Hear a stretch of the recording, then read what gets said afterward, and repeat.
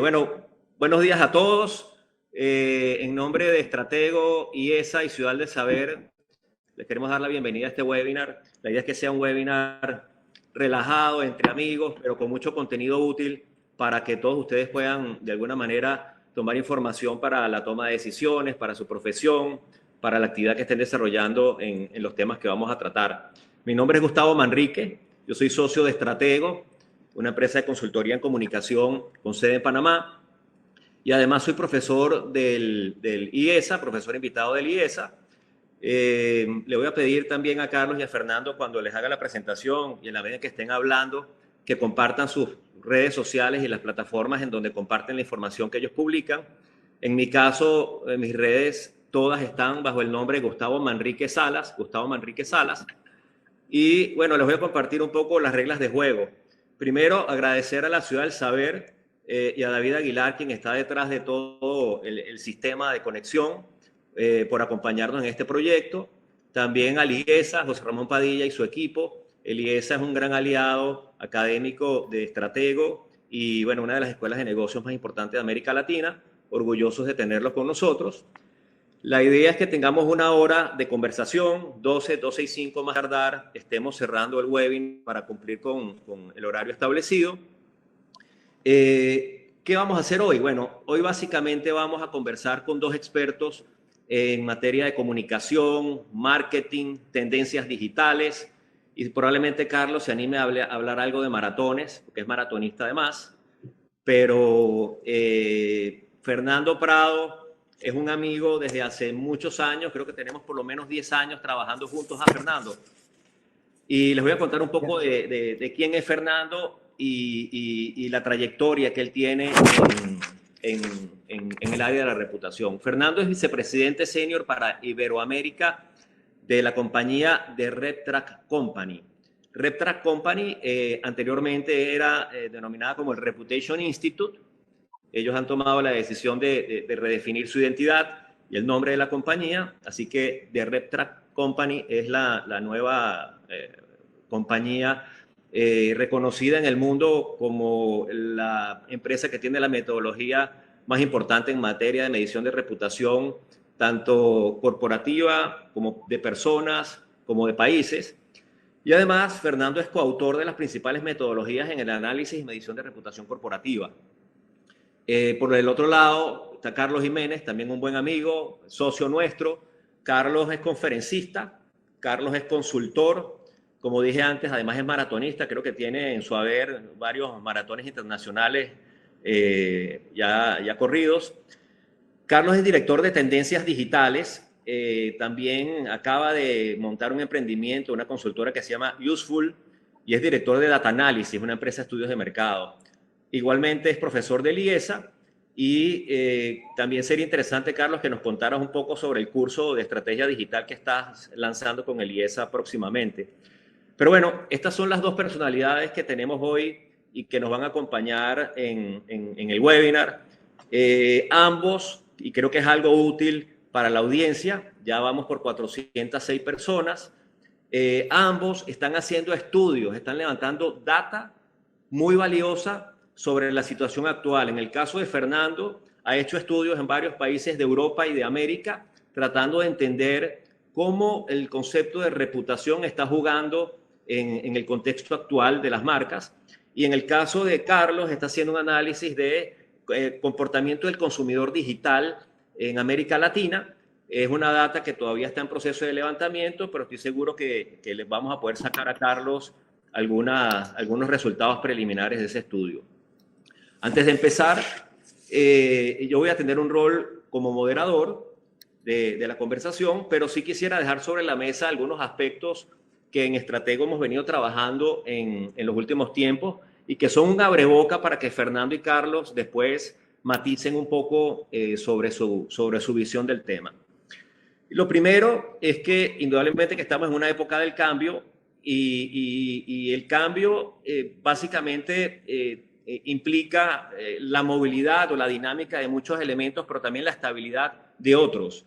Ayer hablando con Carlos, entendíamos que una de las cosas más importantes que se mantienen a pesar del cambio es escuchar al cliente. Y la premisa es que definitivamente los hábitos van a cambiar, los hábitos del cliente van a cambiar, pero los gustos no necesariamente van a cambiar. Hay que entender a ese consumidor.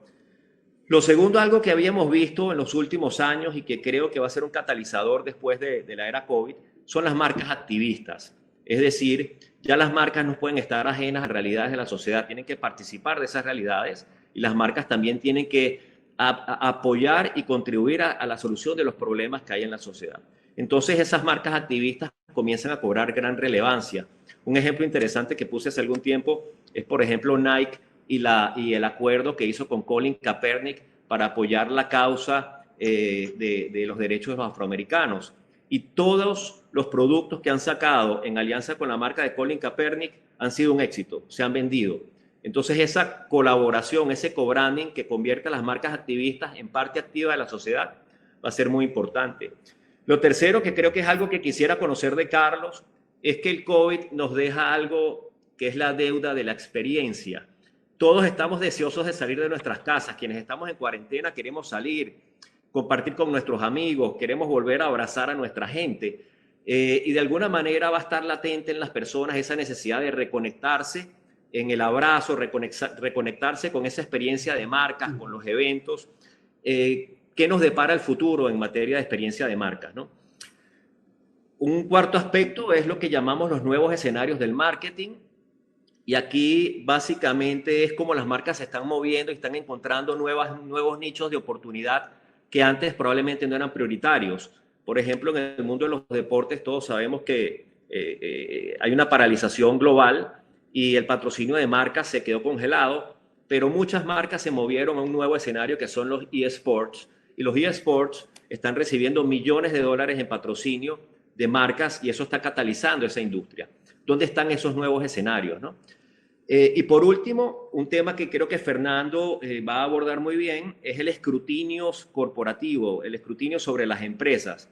Creo que a partir de ahora el desempeño de las empresas va a ser mucho más visto por los distintos stakeholders y eso implica grandes oportunidades para las marcas, pero también implica grandes riesgos.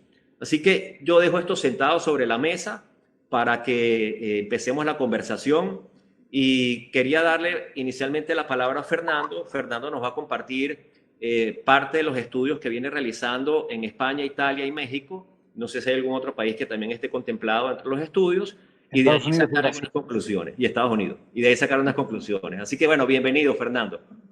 Muchas gracias, Gustavo. Es un auténtico placer estar con ustedes en esta mañana de Panamá, país al que quiero mucho, como bien saben los amigos que están hoy en esta ponencia. Primero, agradecer a Estratego la invitación, igual que a Liesa y a la Ciudad del Saber. Cuando vivía en Panamá estaba allí al ladito de la Ciudad del Saber. He hecho mucho de menos aquella época. Bueno, voy a intentar compartir una presentación, a ver si funciona. Preview. Fenomenal. Y ahora start. Vale. Estupendo. No sé si ya pueden ver la presentación, ¿verdad?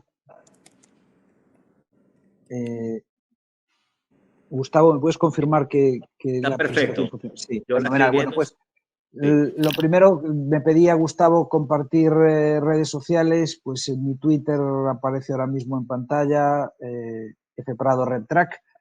Esto si quieren, pues como él comentaba. Bueno, decir que voy a plantear la ponencia de hoy según me ha pedido Gustavo, en un par de partes. Fundamentalmente lo que quiero comentar es cómo ha impactado la crisis del COVID-19 a la gestión de la reputación de las compañías. Para ello, lo que voy a hacer es utilizar distintos estudios que hemos ido desarrollando desde nuestra compañía. Comentar que, en el escenario europeo, el país que primero sufre de una manera muy relevante vamos a ver los efectos de esta crisis es Italia. desde nuestra oficina de Milán decidimos, a partir del 23 de febrero empieza en Italia el confinamiento, y decidimos pues, hacer un análisis para poder apoyar a nuestros clientes en entender cómo esta crisis estaba afectando la percepción que tenían los consumidores, los ciudadanos de las empresas y las instituciones, y si había cambiado algo que pudiese impactar esta gestión. Entonces, para ello, lo que hicimos fue analizar un grupo de 19 empresas que habíamos medido previamente en tracking y analizar sus indicadores de reputación. También hicimos preguntas específicas sobre qué se les estaba pidiendo en ese momento, sobre cómo se valoraban las instituciones. Y la primera conclusión que sacamos fue que si bien la reputación de las empresas no tenía que verse precisamente afectada por esta crisis, lo que sí pasaba es que la manera en que se construía esa reputación sí era diferente.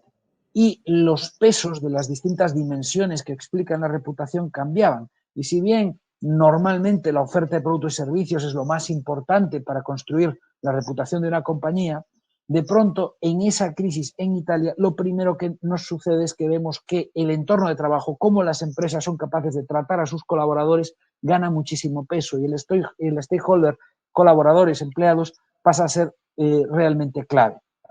Esta primera valoración que obteníamos en Italia empezamos a extrapolarla a otros países que veníamos detrás en esta situación de crisis. Además, sacamos también otra conclusión muy relevante desde el mundo de la comunicación, y es que si bien los medios no tradicionales ganaban mucho peso en cuanto a cobertura, a que llegaban a más gente, su credibilidad caía mucho en un entorno de hiperinformación, noticias no contrastadas, las famosas fake news, bulos, ¿no? Pues esto hace que de pronto ganen peso algunos medios tradicionales, tanto en ser fuente de información como sobre todo ser más creíbles. Entonces, con esas dos conclusiones de Italia empezamos a ver qué podía pasar en otros países. El 14 de marzo se declara en España el estado de alerta. Fue el segundo país donde esta crisis toca muy duro. Entonces, nosotros hicimos justo después de la entrada en vigor de ese estado de alerta una toma en España para ver qué pasaba. Y lo que vimos fue una percepción muy negativa. Si bien el confinamiento en Italia fue progresivo, en Italia fue drástico, fue de la noche a la mañana, de tener todas las libertades a estar todos encerrados en nuestras casas, pudiendo salir solo a la farmacia o al supermercado. Entonces, en ese momento, lo que pudimos observar era percepciones muy negativas, tanto con las instituciones públicas como con las compañías. De entrada, el escenario de pesimismo, de incertidumbre, era lo que se veía en ese momento. Entonces, en ese momento también surge montones de iniciativas solidarias de las grandes compañías.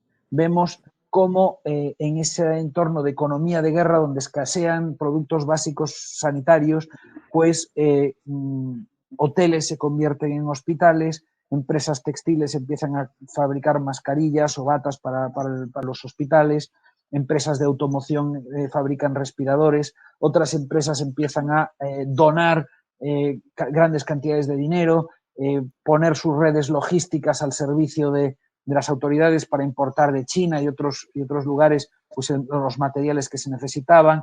Vemos compañías de electricidad y gas que aplazan los pagos de sus clientes. Vemos que los bancos empiezan a apoyar financieramente a todos los sectores.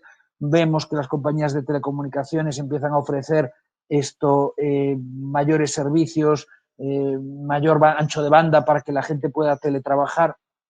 Todo eso nosotros decimos, no puede ser que las empresas se valoren negativamente con todo lo que están haciendo. Y entonces, 10 días después, decidimos hacer una segunda ola del estudio en España para ver cómo estas iniciativas de las empresas impactaban en su reputación, ¿no? En su reputación y en las conductas de apoyo hacia las compañías de los ciudadanos.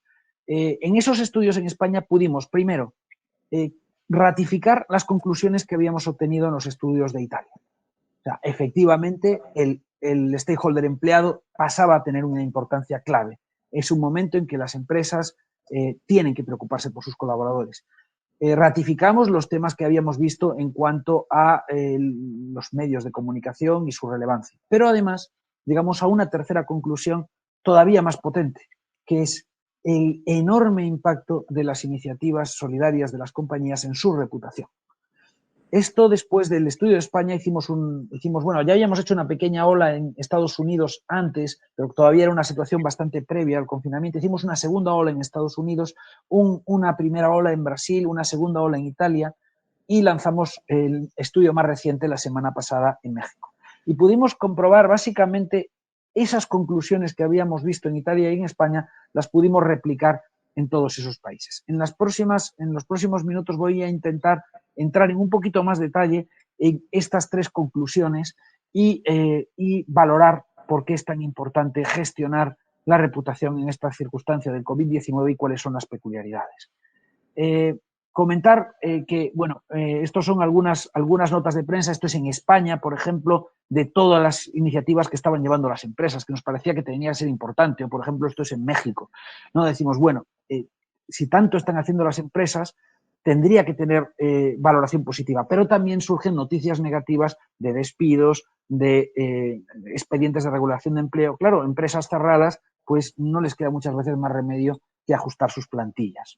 Bueno, ¿cómo en este contexto, qué es lo que pudimos ver? Lo primero, esa incertidumbre y pesimismo. Preguntando a la población, estos son los datos de España, pero son muy similares en los otros países, cómo perciben la situación, hacia dónde cree que se va a mover la economía del país, pues lo que se percibe básicamente es un impacto muy negativo que llevará a una nueva crisis económica con una situación de incertidumbre. Básicamente la población prevé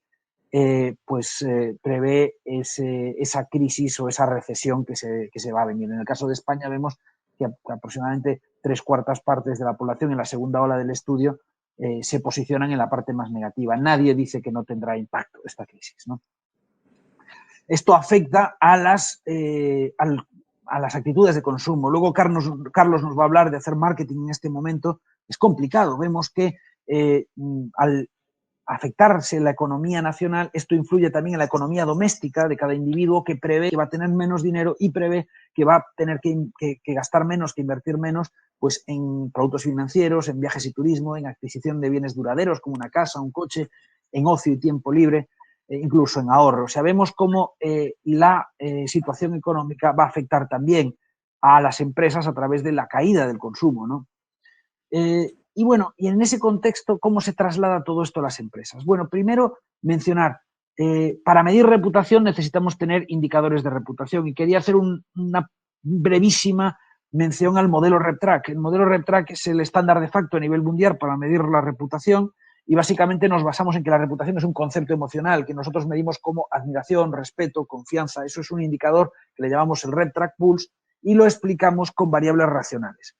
En principio, podemos explicar la reputación de una compañía con 7 drivers racionales, las dimensiones que es la oferta de productos y servicios, la innovación, el entorno de trabajo, la ética, la integridad, governance en inglés, la ciudadanía, inversión social, cuidado del medio ambiente, el liderazgo, tener líderes respetados, ser una empresa bien gestionada y sus resultados financieros, que la empresa tenga utilidades. Estas dimensiones racionales, que a su vez se dividen en distintos atributos, nos permiten tomar medidas y gestionar ese indicador emocional que condiciona los comportamientos de apoyo y, por tanto, el negocio de las empresas. Podemos demostrar que en la medida en que sube el indicador emocional, sube la intención de compra, de recomendación, de concedernos el beneficio de la duda en una situación de crisis, de apoyarnos, de hablar positivamente de la empresa, de invertir en la empresa o de querer trabajar para ella, de solicitar empleo. Bueno, pues este modelo, que es el modelo estándar de facto para medir reputación, nos permite tener datos concretos del indicador de reputación y de qué variables influyen en él en cada empresa. Cuando nosotros nos vamos al caso de Italia, podemos ver que en el periodo donde está afectando esta crisis, la media del indicador emocional, admiración, respeto, confianza, reputación de las compañías, no parece que evolucione de una manera relevante. Incluso la evolución es positiva. No parece que caiga la reputación de las empresas porque tengamos esta crisis. Pero, sin embargo, y en el caso de España tampoco, vemos una estabilidad. Son los dos países que primero han entrado en esta crisis y donde tenemos, bueno, después de China, y donde podemos tener estos datos para extrapolar y utilizar para otros mercados. Lo que sí podemos ver, y aquí ven ustedes los datos de Italia, es como el peso, estos son los porcentajes de cada una de las 7 dimensiones. Es el modelo de regresión donde explicamos el indicador de reputación en función de esas variables racionales. Y podemos ver cómo la oferta de productos y servicios cae, siendo la dimensión más importante, ha perdido peso, mientras que el entorno de trabajo gana mucho peso en esta circunstancia. Es esa conclusión que les decía, que ahora es un momento de preocuparse por los ciudadanos. Aquí no estamos hablando tanto de lo que piensan los empleados, sino de lo que piensa la sociedad sobre esa compañía.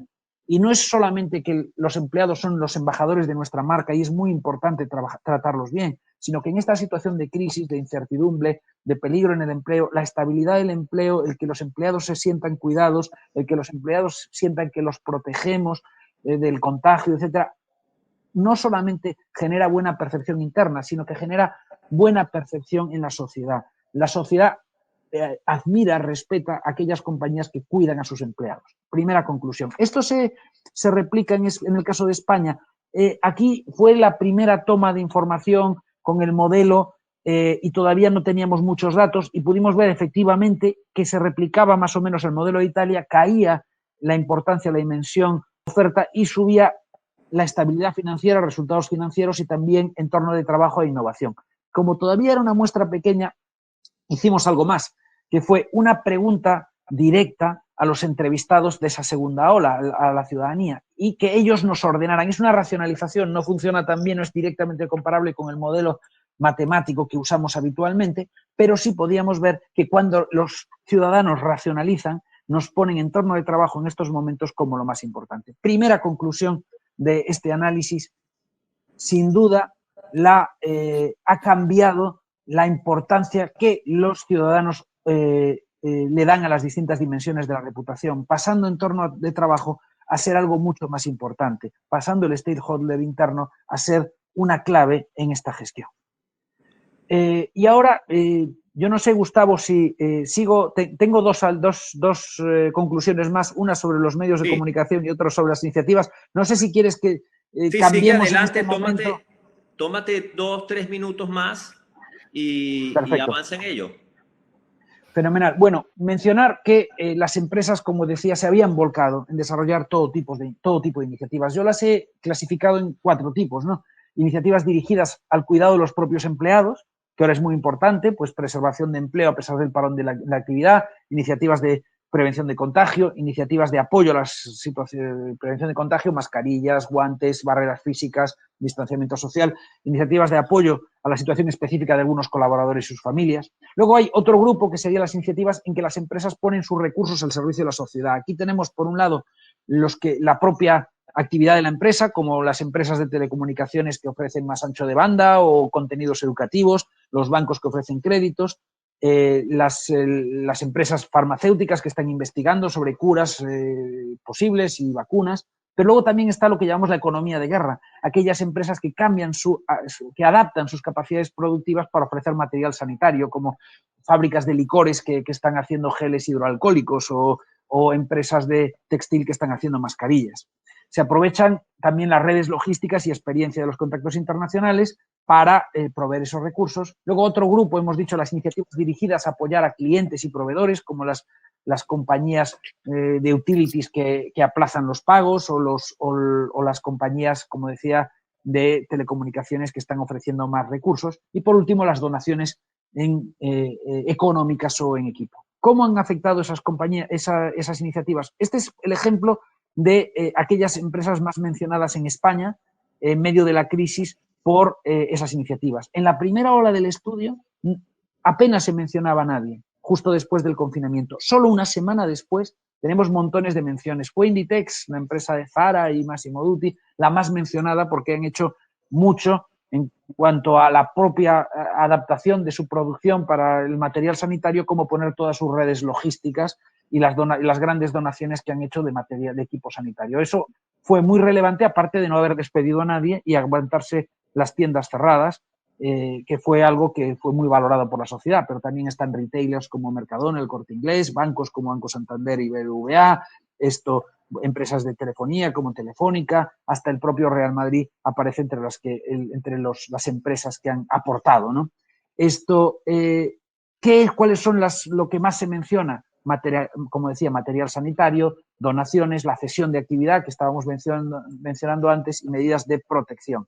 Y en negativo, las empresas que se dice que han tenido comportamientos negativos, lo que se ha parecido como más negativo han sido los despidos en esta situación y, en segundo lugar, aprovecharse de la situación, como por ejemplo empresas que han subido precios en momento de crisis de escasez. Esto, por ejemplo, lo ha gestionado muy bien Amazon, que ha eliminado proveedores que tenía por haberse aprovechado la situación. O también algo que se valora negativamente, esto es distinto de unos países a otros, la continuidad de actividades. Por ejemplo, la continuidad de actividades en México es lo más importante, es lo que más se menciona, porque de alguna manera se reguló menos en el momento inicial. En España, la continuidad de actividades era algo que regulaba el gobierno, con lo cual las empresas no tenían la libertad de mantenerse o no mantenerse fabricando. Y luego información deficiente. Bueno, esto es la importancia ya de manera sugerida que le dan, o sea, los distintos entrevistados a estas iniciativas. Hemos preguntado qué les parecía más importante, que era su propia empresa o empresas que conocía. Lo primero que sale es todo lo que tiene que ver con medidas de prevención de contagio entre empleados, que son, pues, como decía antes, mascarillas, guantes, productos de esterilización, barreras físicas. Luego, mantener los empleos a pesar del parón de actividad y luego poner las capacidades de producción al servicio de la sociedad. Me parece muy relevante decir que la involucración de la empresa se valora más alto que la donación, o sea que hacer cosas con lo que uno puede se valora más que dar dinero, en general, lo digo como recomendación. Y este es el cuadro más importante que voy a presentar hoy, y luego hablaremos más en detalle de otras variables, pero me parece totalmente clave. Hicimos un análisis, este es el dato de España, pero en México ha salido exactamente igual, por ejemplo, que fue tomar 10 empresas de las mayores que operan en el país y preguntar por su indicador de reputación, el RepTrak Pulse. Y después preguntar por un comportamiento de apoyo. Hemos preguntado por recomendaría la empresa a familiares y amigos, es lo equivalente al Net Promoter Score, donde nos hemos quedado con los promotores. Y finalmente hicimos una clasificación entre aquellas personas que conocían las iniciativas de esas empresas y las que no. Podemos decir que esta es la media de las 10 empresas. El indicador de reputación es fuerte, de 70 puntos Pulse, entre las personas que conocen las iniciativas solidarias de esas empresas. Y es débil, de 50 puntos Pulse, entre aquellas personas que no conocen las iniciativas. Les voy a decir que estos 20 puntos de diferencia es un auténtico abismo reputacional. En los análisis que hacemos de valoración de iniciativas de las empresas tradicionalmente, en nuestros trackings de reputación, no es normal ver estas diferencias tan grandes. Esto nos está diciendo que, señores, estamos en el momento de la responsabilidad social, en el momento de vivir nuestros propósitos corporativos, porque más que nunca la sociedad está valorando de una manera muy, muy importante a aquellas empresas solidarias. El otro dato, que son los promotores, los que en una escala de 1 a 7 dicen que recomendarían la empresa en 6 o 7, o sea, los que definitivamente la recomendarían, digamos que el 50%, este es el dato de España, pero ya digo, funciona muy parecido en otros mercados, el 50% nos está diciendo que recomendaría a la empresa. Y solamente entre los que no conocen las iniciativas, solo el 20%. 30% más de promotores entre aquellos que conocen las iniciativas. El porcentaje de la izquierda nos dice el número de personas que las conocen y que no. Que esto, como son empresas muy grandes que son muy conocidas, pues la mayor parte de la población sí conoce, o sea, pero una mitad, un poquito menos de la mitad, pero bueno, un grupo bastante grande de la población sí conoce las iniciativas específicas de esas empresas, con lo cual tenemos una muestra relevante tanto para los que sí como para los que no. Y esto nos da un dato clave. Ahora sí, también les digo, y hablando de reputación, la reputación son percepciones. Para que esas iniciativas solidarias impacten en su reputación, es totalmente necesario que las personas, que los stakeholders, que los grupos de interés conozcan esas iniciativas. Este dato, me voy a quedar con este dato como más relevante. Dale, Fer, sí, vamos a seguir avanzando. Excelente tu presentación y creo que hay unos datos muy útiles para ir viendo el comportamiento de la reputación en el marco de la crisis. Hice una pregunta al principio de la conversación. La pregunta básicamente era si las 500 personas que tenemos ahorita conectadas consideran que este contexto de crisis es una oportunidad o es un riesgo para las marcas. Bueno, resulta que el 91% de las personas, Fernando y Carlos, contestó que la crisis actual es una oportunidad para las marcas, ¿no? Y apenas el 8 o 9% valora la crisis como un riesgo. quiere decir que de alguna forma, si las empresas actúan de forma consistente con las expectativas de la sociedad, si las marcas realmente se comprometen de forma genuina a cumplir con su promesa y ser parte de la solución a los problemas de la sociedad, pues seguramente saldrán fortalecidas. Y creo que Carlos nos va a comentar un poco sobre eso. Carlos, básicamente uno de los retos mayores es escuchar al consumidor, escuchar a ese nuevo consumidor que va a emerger después de la crisis. Cuéntanos, Carlos, cómo escuchar a un consumidor bajo unas circunstancias completamente nuevas desde el punto de vista de hábitos y costumbres. Sí, fíjate, Gustavo, creo que ese es un punto de partida que siempre yo comento cuando hablamos de marketing, porque cuando hablamos de marketing y siempre cuando estoy dando conferencias en vivo o clases, le pregunto a los asistentes con qué asocian el marketing. Y la mayoría de las personas lo asocia con publicidad, con iniciativas o estímulos para incrementar la venta. Pero casi nadie o muy pocas personas asocian al marketing con conocer, con entender al cliente. Y esa es la base del marketing. Hay una frase emblemática de Kotler que dice, mira, si tú conoces muy bien al cliente, los productos casi que se venden solos, ¿no? Y a muchos marketeros eso se le olvida. Pero eso lo tenemos que potenciar a la N cuando estamos en una situación de crisis de entorno. ¿Por qué? Porque cuando la crisis de entorno estamos en medio de una crisis de entorno, hay un impacto muy importante que a veces olvidamos la gente de marketing, que no es el impacto en el bolsillo nada más. Porque fíjate que cuando viene la crisis todos estamos pendientes del poder adquisitivo, de la venta. Creo que ya Fernando allí lo comentó. Muy difícil el marketing, claro que lo es. Porque en crisis el poder adquisitivo obviamente se ve mermado. Sin embargo, hay otro efecto que es muy importante, que a veces se nos olvida, que es la emocionalidad de la gente. Entonces, el marketing se trata de conocer nuestra audiencia, nuestra demanda, entender sus necesidades y sus problemas para buscar soluciones y para conectarnos con ese mercado. Entonces, si yo no entiendo tu emocionalidad, no me puedo conectar. Y hay un grave error cuando viene la crisis, que me encanta esa encuesta que hiciste y ese resultado. Obviamente tenemos a la gente que va a la misa, es como cuando está el sacerdote para los que son católicos o cualquier religión y vas al templo y bueno, ese clérigo está castigando o regañando a los que están en la misa y resulta que a los que hay que regañar son los que están a lo mejor que no fueron a la misa. Entonces los que vinieron al webinar son los que están activos, los que están ahora al mediodía en un webinar tratando de aprender y de buscar las oportunidades. Habría que hacer la encuesta tomando en cuenta también a los que están viendo Netflix hasta ahora. Pero resulta que el mensaje ¿cuál es? Ok, marketing se trata de entender a ese cliente, entonces yo tengo que aprovechar esta situación como nunca para conectarme con ese cliente, para entenderlo. Porque el cliente el cliente está cambiando, su emocionalidad está cambiando. La encuesta que estamos haciendo ahorita en estos momentos, vamos a hacer 3 olas, esta es la primera que estamos haciendo en 15 países de América Latina y la emocionalidad la estamos midiendo, porque ya yo tengo aquí, estoy viendo la encuesta en línea que está en estos momentos, estamos todo en tiempo real y resulta que es una encuesta de tendencias digitales y resulta que, bueno, la emocionalidad está cargada de cosas negativas, no todas, pero hay ansiedad, hay temor, hay tensión. Entonces, si yo trato de comunicarme con ese cliente de una manera habitual, entonces voy a fracasar porque no estoy tomando en cuenta esa emocionalidad.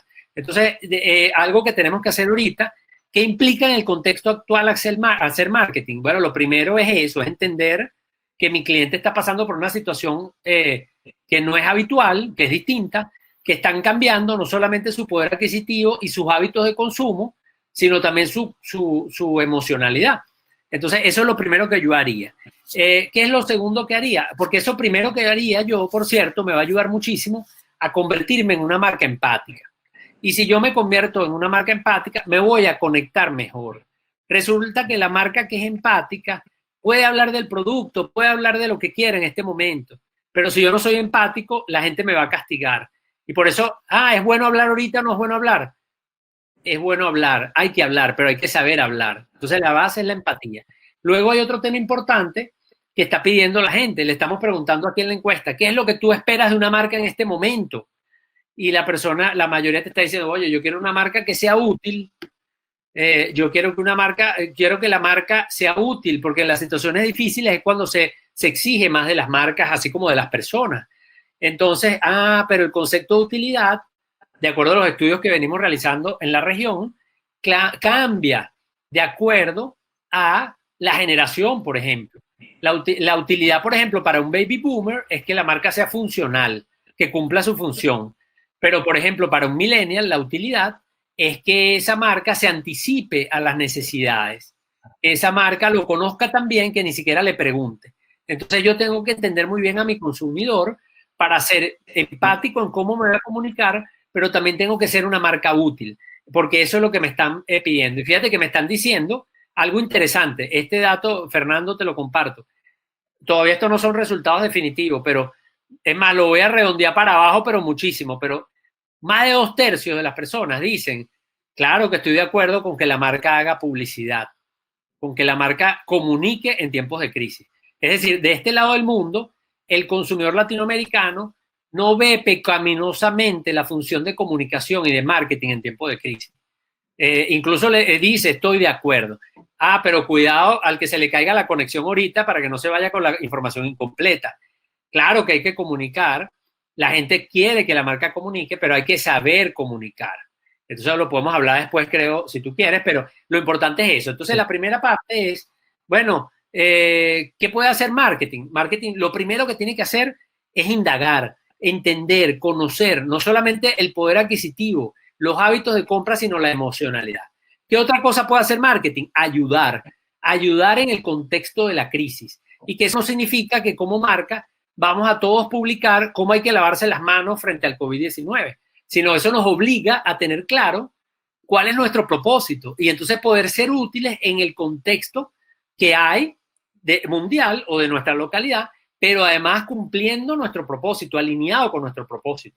Entonces, mi manera de ayudar es estar conectado aquí en este webinar contigo y con Fernando. Mi manera de ayudar es publicando artículos explicando qué podemos hacer en medio de la crisis para aprovechar las oportunidades. Pero no es poner un post en las redes sociales de que hay que lavarse las manos.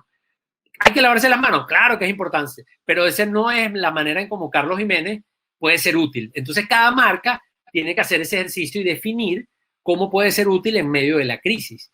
Y para eso está también la indagación, porque en la indagación también yo le tengo que preguntar a mi audiencia no solo cómo te sientes y cómo te comportas y si tienes poder de compra o no, sino también le puedo preguntar qué esperas de mí, cuáles son tus expectativas con relación a mi marca.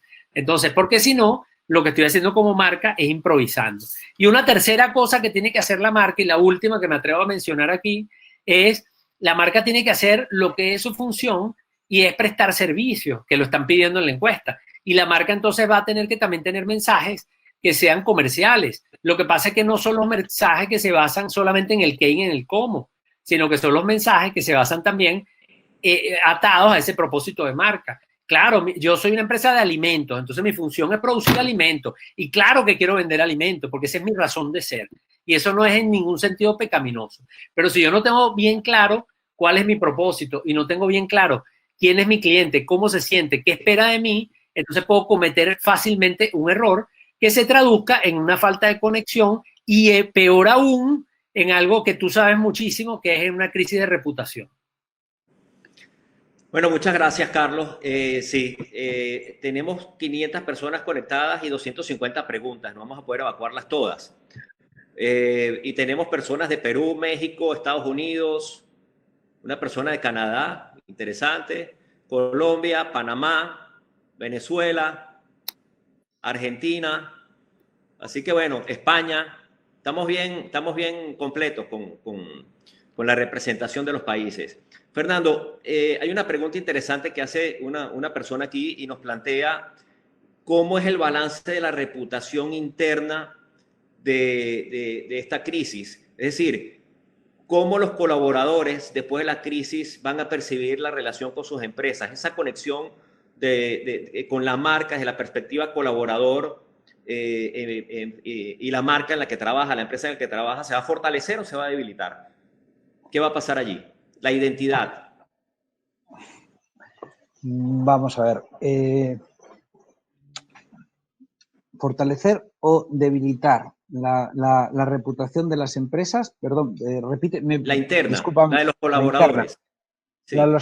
Vamos a ver, lo que hemos podido ver es bastante distinto en unos países y otros, y en unas empresas y otras. Lo que vemos claramente es que en estos momentos la importancia del stakeholder empleado para la sociedad es mayor que lo que era. Ahora, cuando nosotros miramos qué opina de la gestión de esta crisis los empleados de las empresas, por ejemplo, habiendo en España crisis donde ha tocado durísimo, donde vemos que inicialmente la percepción sobre las empresas era negativa.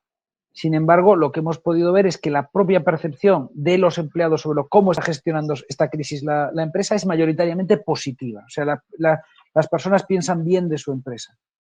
Sin embargo, en el caso de México es al revés.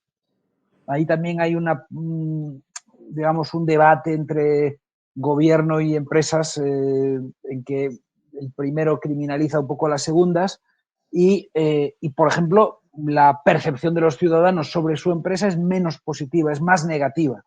Por eso digo que ¿cómo van a salir las empresas en cuanto a la percepción interna? Pues mucho dependerá de cómo lo están gestionando, de cómo están gestionando estas iniciativas. En muchos de los países analizados, lo que hemos podido ver es que lo que se les pide a las empresas, sobre todo, es mantener el empleo, es que no despidan a gente. Lo que se les pide a las empresas es que cuiden a sus empleados, evitar que los empleados puedan contagiarse, tengan circunstancias peores. En muchos países que no pierdan salario, que no aprovechen las empresas para hacer reducciones indiscriminadas de los sueldos. Lo que pasa es que, claro, tenemos que pensar que las empresas tienen que subsistir. Y si las tiendas están cerradas, es muy complicado que puedan mantener los gastos, ¿no? Por eso, si va a mejorar, va a empeorar, van a cambiar muchas cosas. Ahora mismo la prueba del teletrabajo ha sido importantísima. Nosotros, en mi compañía, por ejemplo, llevábamos algo más de un año en que todos los empleados teníamos derecho a estar un día trabajando desde casa, ¿no? Entonces, claro, todos teníamos nuestro portátil, nuestra conexión para poder hacerlo. En el momento en que lo hemos tenido que hacer todos los días de la semana, pues ha sido algo inmediato, ha sido muy rápido y nos hemos adaptado muy bien. Pero en otras empresas esto es una auténtica crisis por intentar trabajar sin estar en la oficina físicamente. Yo no sé si contesto la pregunta. Sí, bueno, indudablemente que el resultado y el balance va a ser en función del desempeño que cada empresa tenga en relación a sus colaboradores. La transparencia, cómo toman las decisiones, ese sentido de solidaridad de la empresa con los colaboradores en su familia. Lo que entiendo que quiere decir, Fernando, es que básicamente depende de cómo la empresa lleve a cabo su toma de decisiones en relación a la crisis, ¿no? Así es, totalmente. Carlos, dos preguntas para ti. Una creo que la puedes responder porque tú mismo representas el sector de emprendedores también. Y Marieva Vegas pregunta, ¿qué recomiendan a emprendedores y pymes que deben poner su foco en producir para sobrevivir? Y por el otro lado, Carlos, ¿qué será del marketing de experiencias? ¿Va a morir? ¿Cómo va a ser el marketing de experiencia en la nueva realidad? Ok, bueno, excelente esas dos preguntas. Saludos a Marieva. Con respecto a esa palabra sobrevivir, la primera observación que yo diría es que yo no le voy a recomendar a ningún emprendedor que sobreviva. Esa es la primera palabra que nos vamos a eliminar. Nosotros lo que vamos a hacer es identificar oportunidades. Y cuando estamos luchando contra una crisis muy severa, vamos a buscar viabilidad y no supervivencia, porque la supervivencia es pasiva. La supervivencia, cuando hablamos de supervivencia, desde el punto de vista de lo que es la palabra, creo que no nos ayuda muchísimo. Yo les recomiendo que hablemos más bien de viabilidad. Tenemos que buscar la viabilidad de los negocios y allí, para contestar esa parte, bueno, ¿qué oportunidades, cómo puedo enfrentar las oportunidades como emprendedor? Yo creo que lo primero que yo le recomendaría a cualquier emprendedor es que evite caer en las generalizaciones que se dan en las crisis. Porque claro que en la crisis la mayoría de las personas vamos a estar impactadas. Fernando nos compartió algunas cifras allí. El Fondo Monetario Internacional estima que la economía mundial va a caer. Las principales economías o la mayoría de las economías van a caer porque sencillamente la manufactura, el consumo está severamente afectado por la salud.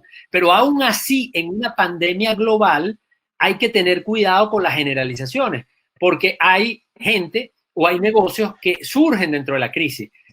Bueno, en Madrid, donde está Fernando, es muy difícil conseguir una mascarilla, es muy difícil conseguir algunos productos. Hay gente que está facturando muchísimo con el delivery. Acá en la encuesta de tendencias digitales en Latinoamérica estamos preguntando y las compras por e-commerce han crecido. En los Estados Unidos han crecido unos porcentajes increíbles y cito Estados Unidos porque está la cifra a la mano, en Latinoamérica la estamos midiendo. Entonces hay oportunidades. Lo que pasa es que hay que tener cuidado con caer el emprendedor en la trampa de la generalización. Esa es la mayor advertencia al emprendedor. Y a la empresa, la mayor advertencia es cuidado con caer en la trampa de que la viabilidad simplemente trata de reducir la mayor cantidad de costos. Porque ahí cuando reducimos la mayor cantidad de costos, comprometemos a veces el futuro. Y un mejor ejemplo que el marketing no lo hay. Los estudios académicos, y por ejemplo, hay más de 20 estudios que lo demuestran, realizados con empresas que cotizan en la bolsa, publicadas en publicaciones académicas como Harvard Business Review, demuestran, de hecho lo publiqué en mi página carlosjimenez.info, el artículo que dice ¿por qué invertir en marketing y publicidad? Demuestran que cuando hay un periodo de crisis, aquellas marcas que tienen presencia porque no redujeron sus presupuestos de publicidad y comunicaciones o lo redujeron menos que el resto, porque a veces hay que reducirlo, tienen mejor desempeño durante y después de la crisis. Entonces, al emprendedor vamos a no generalizar y al empresario o al que ya existe, cuidado con las medidas de memoria que pueden comprometer nuestra capacidad de futuro, porque estamos sobreviviendo. Entonces, hay que tener viabilidad en el corto plazo, pero sin comprometer el futuro. Con respecto al marketing de experiencia, por el contrario, yo te voy a ser honesto, yo estoy trabajando ahorita en una presentación, en una conferencia, que son las tendencias y cómo las tendencias del mercado van a cambiar con esta pandemia del COVID-19. Y yo había dibujado 5 tendencias del mercado antes del COVID y eran sencillitas. Era la customización, que tiene que ver con personalización, el mundo integrado, el consumismo zen, escepticismo y la instantaneidad. Esos son los nombres que yo les puse, que le pongo unos nombres así como pomposos para venderlos mejor, ¿verdad? Pueden leerla porque el artículo está disponible en mi sitio web en carlosjimenez.info. Ponen ahí tendencia del mercado 2020. De hecho, lo presenté en Panamá varias veces, en Venezuela, en Colombia. Y esas 5 tendencias, la mayoría de esas tendencias, en mediano plazo, no solamente es que no se ven afectadas por el COVID-19. Es decir, yo esas tendencias, lo más probable es que no voy a tener que agarrar y simplemente agarrar el papelito y romperlo. Y voy a sacar una de la manga, sino que algunas de ellas se van a potenciar. Por ejemplo, un mundo integrado, lo que decía era que la tecnología no viene a sustituir, la tecnología potencia muchas de las experiencias que se están dando y la gente va a comprar por e-commerce, pero la gente va a querer ir a la tienda. La gente va a hacer teletrabajo, claro que sí, pero la gente igual quiere ir a las oficinas y hay una socialización. Entonces, la gente puede ver Netflix, pero sigue yendo a las salas de cine. Entonces, entonces mi mensaje es que cuidado, de eso les voy a hablar pronto, pero sí hay unas tendencias que más bien se potencian. Aquí lo que pasó con el COVID es que el COVID lo que le dijo a las empresas fue, tú no habías hecho la tarea con la transformación digital, pues tienes que hacerla, porque ya la opción de que vayas a trabajar mediodía a tu casa a la semana, claro que esa empresa ya lo estaba haciendo, como Fernando lo comentó de su experiencia, y era tremenda iniciativa, pero es que ahora eso se va a potenciar. Y ahora eso, con esta experiencia, lo que nos va a decir es que, wow, esto de la tecnología no es una opción. Yo he recibido muchísimas llamadas de clientes que yo venía hablando con ellos de comercio electrónico y de transformación digital, y sí, me contrataban una charla, una conferencia, un proyecto pequeño, pero ahorita me están diciendo, mira, Carlos, ven acá, vamos a reunirnos por Zoom, pero vamos a retomar ese proyecto porque ya nos dimos cuenta de que no podemos dejarlo para después, porque el futuro ya llegó. Lo que pasa es que como hay una frase que yo digo por allí que es de un autor que la tengo en el Instagram, que dice, el futuro ya llegó, lo que pasa es que está distribuido de manera desigual. Y hay algunas personas que ya están allí, han hecho cosas y están preparadas, y hay otros que ahorita es que se están enterando que existe una cosa que se llama e-learning, que se llama teletrabajo, que se llama telemedicina, pero ya hay gente que tiene años trabajando en eso. Entonces, el mensaje con la experiencia es que la experiencia va a seguir siendo muy importante, aunque haya tecnología, porque no solamente es que podemos hacer experiencias en medios electrónicos, sino que la pandemia cuando se supere, en Madrid lo vimos, que fue uno de los primeros países en España, que empezó a sacar a la gente después de la pandemia, y la gente lo que está es desesperada, queriendo llevar sol, queriendo meterse otra vez en los lugares públicos. Entonces ese tema de que todos vamos a estar felices en la casa trabajando teletrabajo y comprando por internet no es realista. Claro, ahorita está muy impactado por esa emocionalidad y del miedo que nos da el tema de la salud. Pero todos queremos otra vez ir al centro comercial, todos queremos ir a la oficina y saludar a nuestros coworkers. Y claro que vamos a hacer también las cosas por internet, porque esto no es una cosa versus la otra, es la experiencia potenciada. Así que ese es con respecto a tu segunda pregunta de las experiencias. Preparémonos porque lo que viene ahora es muy fuerte con respecto a las experiencias, porque esto potencia una tendencia que se llama instantaneidad, donde la gente quiere vivir el momento. No te ha dicho la gente, quiero salir a abrazar a mi familia, voy a valorar más cuando esté en la oficina en esa reunión que me parecía aburrida. Entonces, esa tendencia a la instantaneidad y del disfrute del momento actual, más bien se va a potenciar. Magnífico, Carlos. En definitiva, hay que pagar esa deuda de la experiencia. Las marcas tienen que ser muy creativas en pagar esa deuda de la experiencia que el COVID nos ha quitado, ¿no? El cambio es rápido, pero también hay cosas que son permanentes. Hay elementos dentro de la metodología de construcción de reputación que son permanentes. Por ejemplo, Carlos hablaba de que escuchar al consumidor es algo que siempre va a estar. Es necesario escuchar al consumidor y comprender esos nuevos hábitos. Eso va a permanecer. La innovación y la creatividad. Las empresas tienen que catalizar, que desarrollar sus capacidades de innovación y de creatividad. Eso va a permanecer como parte de la cultura corporativa y es la manera como las empresas van a sobrevivir. Y el otro componente creo que también de alguna manera lo mencionó Fernando al principio, tiene que ver con esa responsabilidad social, ese compromiso con la sostenibilidad, y eso también va a permanecer. Probablemente ahora van a haber más Greta Thunberg monitoreando a las empresas, pero la sostenibilidad también va a catalizarse a partir de esto porque la sociedad va a esperar mucho más de las empresas en este sentido. Ya llevamos casi 53 minutos. Yo quisiera, para cumplir con el tiempo y con las 500 personas que tenemos en línea, fuéramos haciendo un cierre. Te voy a dar la palabra a Fernando para que en 5 minutos tú hagas un cierre, luego Carlos que en 5 minutos haga un cierre y cumplimos entonces con las conclusiones. Adelante, Fer. Muchas gracias, Gustavo. Lo primero, si no os importa, voy a volver a compartir el documento que tenía.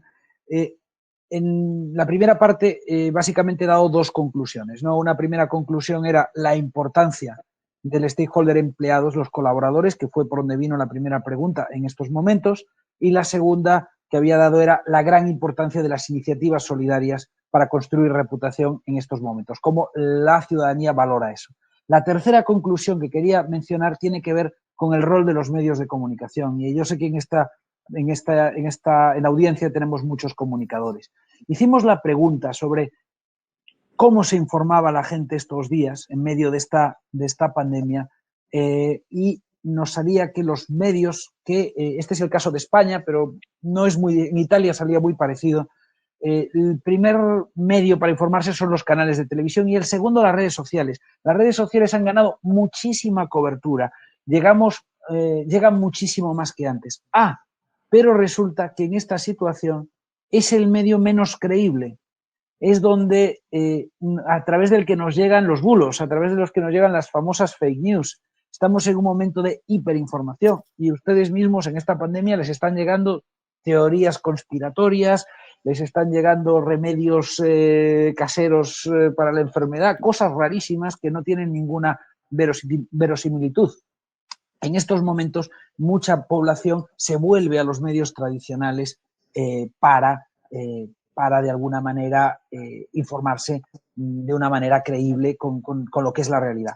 Esta sería, digamos, una tercera conclusión. Hay que revisar los mix de medios en estos momentos para adaptarlo al momento presente, donde si bien podemos llegar a muchísima gente con los medios no tradicionales, los medios tradicionales tienen más credibilidad.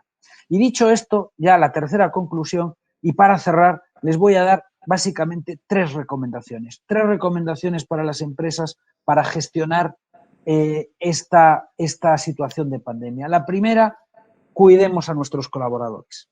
Básicamente, esto es lo que nos viene de los datos de estos estudios. Ahora es el momento de hacer estudios internos para ver qué es lo que le preocupa a los empleados dentro de una empresa, tomar todas las medidas de seguridad posibles, aguantar lo que haga falta para no tener que despedir a gente, mantener mucha información para que los empleados de la compañía no sientan esa incertidumbre, se sientan tranquilos y cuidar su salud. Eso es básico en estos momentos y la sociedad nos lo va a premiar admirando a nuestra compañía. La segunda recomendación, y esto es una frase a lo mejor muy española, arrimemos el hombro, seamos solidarios. Es el momento de apoyar. Nunca como hoy es el momento de la responsabilidad social. Nosotros, cuando hicimos nuestro estudio de tendencias en enero, el estudio de tendencias que hacemos todos los años, les decía que la primera tendencia este año para los directores de comunicación y directores generales de las grandes empresas es la gestión del propósito corporativo. Hay que tener un propósito que va más allá de los beneficios. Nos lo decían por primera vez después de mucho tiempo, ya era hora, la Business Roundtable el año pasado en Estados Unidos diciendo que el objetivo de las empresas no era solo ganar dinero.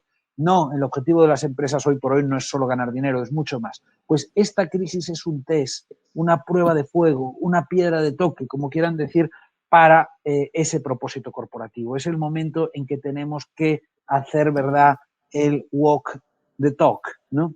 Y hacer lo que predicamos. Es un momento muy importante para la responsabilidad social, para el negocio responsable, si prefieren llamarlo así. Pero lo último es que, si bien, y el dato aquel tan relevante que les enseñaba de esos 20 puntos de diferencia en reputación y esos 30% de diferencia en promotores entre las personas que conocían las iniciativas de las empresas y las que no, la tercera recomendación es que tenemos que comunicar lo que hacemos. Tenemos que comunicar lo que hacemos porque lo que no se conoce no existe para la reputación, no construye reputación. La comunicación es básica. Y ahora en esta situación, como decía Carlos, claro, no comunicar de cualquier manera. Ahora no podemos ser oportunistas.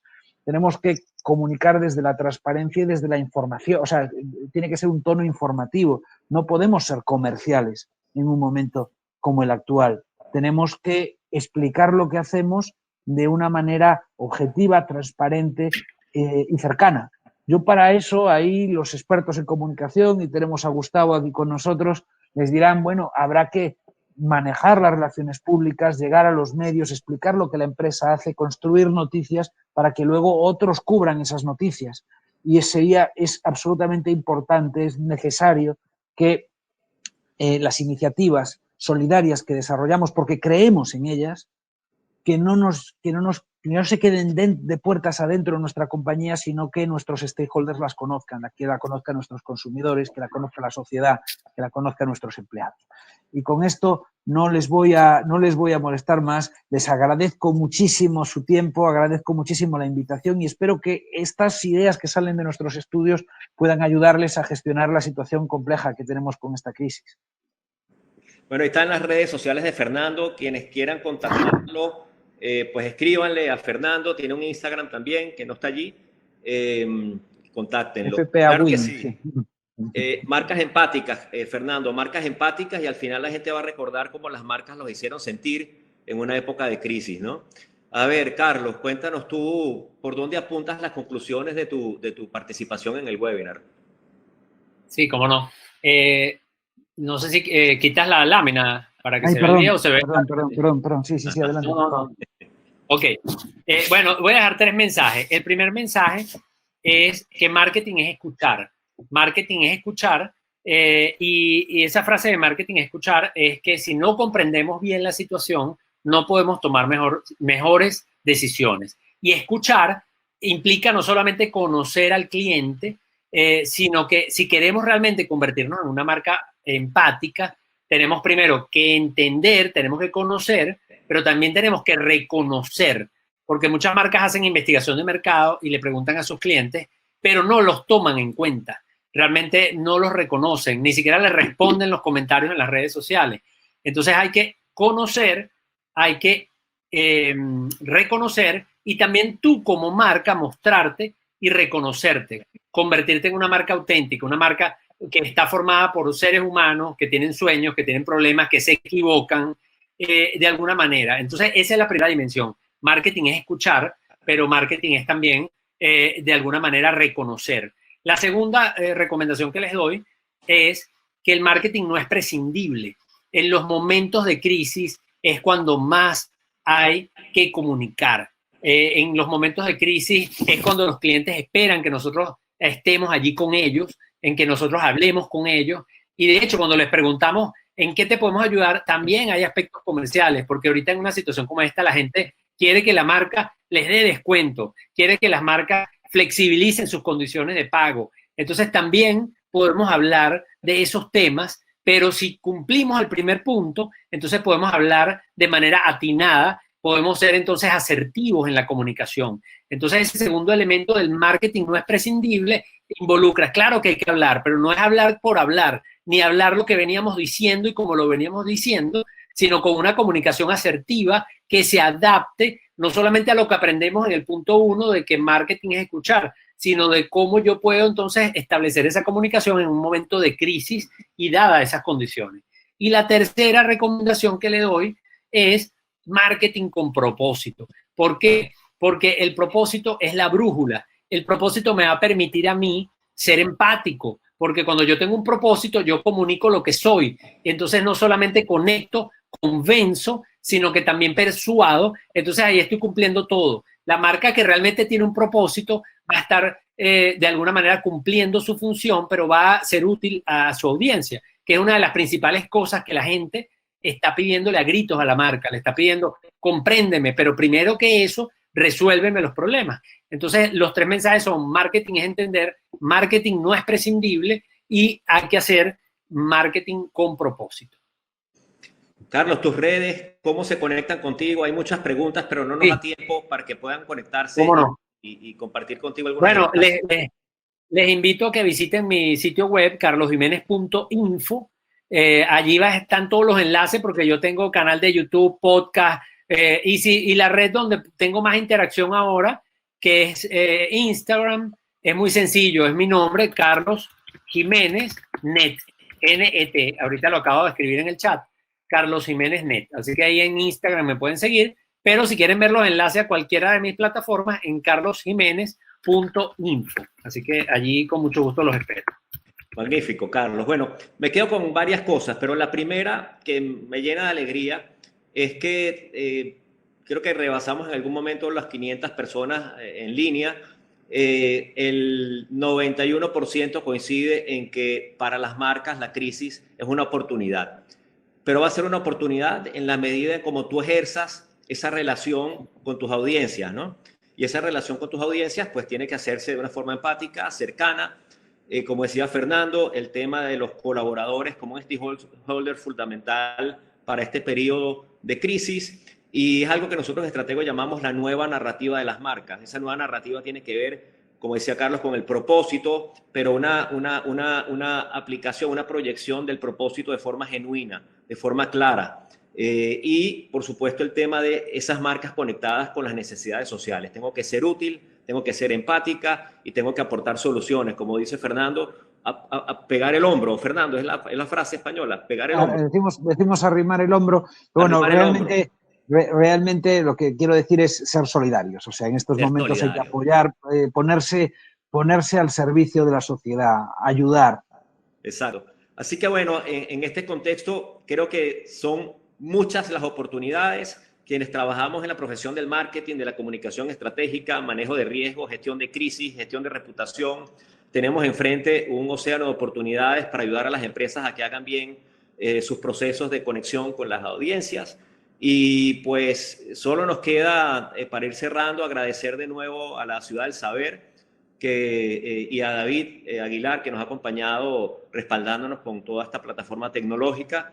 También agradecer a Liesa, a José Ramón Padilla y su equipo por el co-branding, de RepTrack Company, a Carlos Jiménez con todo su portafolio de compañías y de negocios, a mi socia Monique Saimalo, que me apoya todo el tiempo en esto, Y vamos a tener Lecture Series por más tiempo. Tenemos una agenda para los próximos meses bien interesante con otros temas complementarios al de reputación. Así que estén atentos en las redes sociales de Stratego, @StrategoPanamá en Instagram, donde vamos a estar publicando toda esa agenda de contenidos que vamos a estar compartiendo con ustedes. Bueno, con esto terminamos. Muchas gracias por el tiempo y espero reencontrarnos en el Lecture Series de las próximas semanas. Muchas gracias.